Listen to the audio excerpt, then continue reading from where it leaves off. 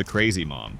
In Moebius, the opening is so uncomfortable that many people stop watching the movie right at the beginning. It all starts inside an ordinary apartment. A teenage boy silently watches his parents arguing. The father had an affair, the mother found out, and the situation quickly turns into an intense fight. The most disturbing detail is that their son witnesses everything. Later that night, the mother makes an extreme decision. Consumed by rage, she enters the couple's bedroom, carrying a knife and tries to cut off her husband's penis while he sleeps. Her plan fails because he wakes up in time and manages to stop her. After throwing her out of the bedroom, he believes the problem is over. It isn't. Furious, she walks down the hallway and enters her own son's bedroom. In an impulsive and completely irrational act, she decides to hurt her husband through the person he should have protected the most. The result is one of the most shocking moments in recent South Korean cinema, and the event that sets the entire story in motion. She cuts off her son's genitals, and not only that, she puts them in her mouth and swallows them. Bizarre. Moebius even faced censorship issues in South Korea before it was released, and honestly, it's not hard to understand why, right? The Hunt. The opening of The Hunt immediately starts by deceiving you. The film opens inside a private jet with a group of wealthy passengers having a casual conversation. The atmosphere is strange, slightly uncomfortable, but it still just feels like an out-of-context conversation between elites. Then everything changes quickly. A man appears stumbling out from the back of the plane, clearly drugged and completely disoriented. Before there's any explanation, one of the passengers simply executes him without hesitation. Immediately afterward, the film completely changes locations. Now we're in a forest. 12 strangers wake up disoriented, tied up and wearing metal gags over their mouths. They don't know where they are or why. In the middle of the clearing sits a giant wooden crate. When they finally manage to open it, they find weapons. Nothing makes sense at first, and that's intentional. They remove their gags, and the chaos begins. The moment they pick up the weapons, gunfire starts coming from every direction, as if they're being watched and hunted. The film immediately shifts into a rapid elimination of characters who all seem like the protagonists. A woman who appears to be the main focus of the story, played by Emma Roberts, dies almost immediately. Anyone who watched the trailer or saw the promotional images thought she would be the protagonist, but she isn't. Another man who also seems like the main character tries to fight back and is killed by an explosive trap. All of this happens within just a few minutes, completely destroying the audience's expectations. The beach.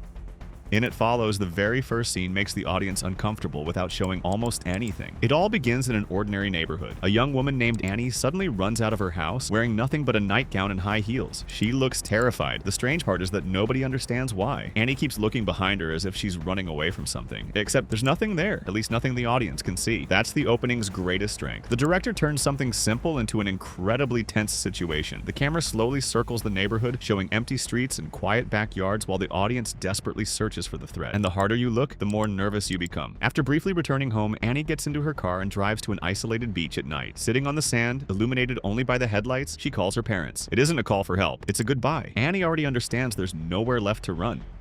Dad, I'm sorry I can be such a shit to you sometimes. Just know that I love you, okay? The following morning, we discovered that something finally caught up with her, and she's found dead on the beach in a horrifying position. The family. The opening of Midsommar begins with a cold, silent, and uncomfortable atmosphere, far removed from the typical horror movie scare. Danny is trying to reach her sister Terry after receiving a strange message that feels almost like a farewell. She slowly begins to panic, repeatedly trying to call both her parents and her sister, but nobody answers. At the same time, the film immediately establishes her relationship with Christian. He's hanging out with his friends, clearly emotionally distant. While Danny desperately looks for support, he downplays the situation and barely seems concerned. His friends even pressure him to end the relationship, treating Danny like a burden. Then everything suddenly changes. Without lengthy explanations, the film reveals what happened. Terry committed a murder-suicide, killing both of their parents before taking her own life. The scene doesn't rely on graphic imagery, but on the coldness of the event itself. The camera slowly moves through the house, showing in detail what was left behind. Then we return to Danny, completely devastated, crying uncontrollably in Christian's arms while he has no idea how to react. The sound of her sobbing fills the scene until the opening credits begin. The kidnapping. In Split, everything begins after Claire's birthday party. She and her friend Marcia are standing in the parking lot with Casey, who clearly isn't very close to them. She was invited more out of politeness than friendship, and that immediately creates an uneasy feeling. Claire's father arrives to drive the three girls home. They get into the car while he walks to the back to place the presents and shopping bags in the trunk. It's during this simple moment that everything falls apart. A man silently gets into the driver's seat. He's cold, methodical, and it's immediately clear that he isn't an ordinary person. This man is Dennis, one of Kevin's personalities, played by James McAvoy. Before anyone can properly react, he uses a chemical spray on the girls, causing them to pass out. Casey reacts differently. She stays quiet, observing everything, almost as if she's analyzing the situation instead of simply panicking. That detail immediately suggests that she has a very different background from the other two girls. Moments later, Kevin puts his mask back on and knocks her unconscious as well. This opening scene was filmed in a very restrained way, without flashy editing, specifically to increase the feeling of confinement inside the car, and it works extremely well. The missing boy. The prologue of Drag Me to Hell takes place in 1969 inside a large house in Pasadena. A desperate couple arrives asking for help from a medium named Sean Sandena. They're terrified because their young son has started hearing strange voices after stealing a silver necklace connected to a curse. The medium agrees to help and performs a ritual inside the house. At first, everything seems under control, but the situation quickly changes. The atmosphere becomes heavy. Powerful winds sweep through the room, and it feels as though something invisible is trying to tear the place apart. That's when the ritual completely spirals out of control. A demonic force known as Lamia begins attacking the house without ever fully revealing itself. In one of the most shocking moments of the prologue, fiery cracks split open across the living room floor, as though something is rising from beneath the earth. The entire house seems to lose its stability, and the boy is grabbed by burning hands and dragged into hell, while his parents can do nothing to stop it. Afterwards, Sean Sandena looks at what happened and tells the demon that they'll meet again. Sam Raimi uses this prologue almost like a horror manual. He immediately shows the audience just how dangerous the threat really is, only to spend the rest of the film playing with the audience afterward. Lake of Horror.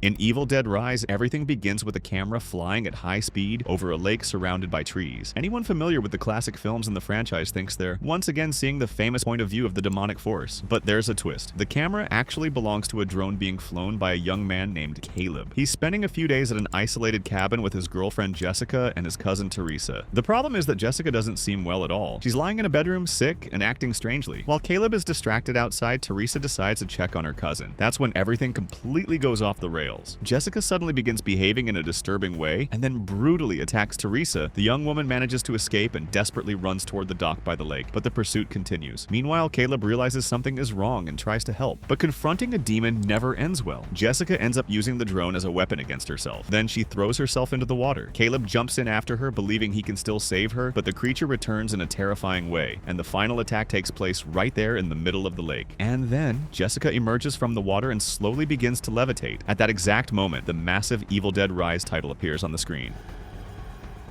The Macabre Party. Talk to Me begins with the chaotic atmosphere of a party inside a house full of young people. In the middle of all of this, the focus shifts to Cole, who's clearly desperate to find his brother Duckett. He's not there to party. He just wants to find him before something even worse happens. He eventually finds Duckett locked inside a bedroom, and right away it's obvious that something isn't right. He's acting strangely, aggressively, completely disconnected from reality. Cole doesn't hesitate and forces the door open to get him out. Once he does, he starts leading his brother through the hallway. Meanwhile, the party continues as if nothing unusual is happening, with people around them more interested in filming the situation. Nobody realizes how serious things really are until everything explodes. Duckett suddenly goes into a violent frenzy and attacks his own brother with a knife. The atmosphere changes from a party to complete panic in a matter of seconds. Moments later, he doesn't stop. In an even more extreme act, Duckett turns the knife on himself and takes his own life right in front of everyone. This opening works almost like a preview of everything that's about to happen throughout the film. The Cable.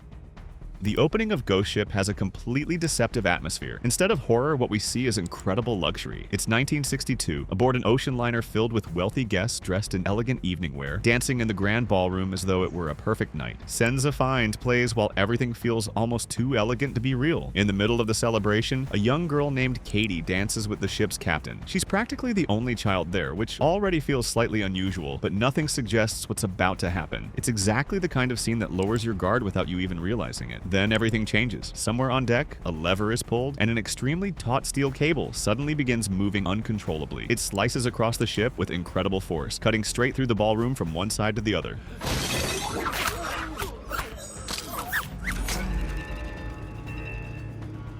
First comes the silence. We still don't understand what just happened. Then the horrifying truth is revealed. The cable sliced through the entire ballroom, cutting through nearly every passenger at once as they begin collapsing lifeless to the floor. What had been a celebration instantly becomes a scene of total devastation. In the middle of all of it, Katie survives for one cruel reason: her height. The cable passes directly above her, leaving the little girl standing alone in the middle of the destruction, while everything around her collapses. Come home. Chapter 2 begins with Mike Hanlon narrating about memory. He talks about how people tend to forget painful things, but in Derry, that simply doesn't happen. At the same time, the film flashes back to the ending of It Chapter 1, showing the Losers Club bruised and battered after defeating Pennywise, making their blood oath and promising to return if the monster ever comes back. The scene then cuts to present-day Derry. We meet Adrian Mellon and his boyfriend, Don Haggerty, during a local festival. Everything seems normal until they're attacked by a group of local young men in a hate crime. The situation escalates quickly, and Adrian is thrown off a bridge into the river. Don desperately runs to the riverbank, trying to help him. That's when everything changes. Pennywise emerges from the darkness, drags Adrian from the water, and kills him, turning an already horrific crime into something even more surreal. Moments later, red balloons begin rising from beneath the bridge, making the entire scene even more unsettling and unforgettable. Shortly afterward, Mike Hanlon arrives at the scene and discovers the words "Come home" written in blood. He immediately understands that the 27-year cycle has begun again, and that Pennywise has returned. The Eye of Death.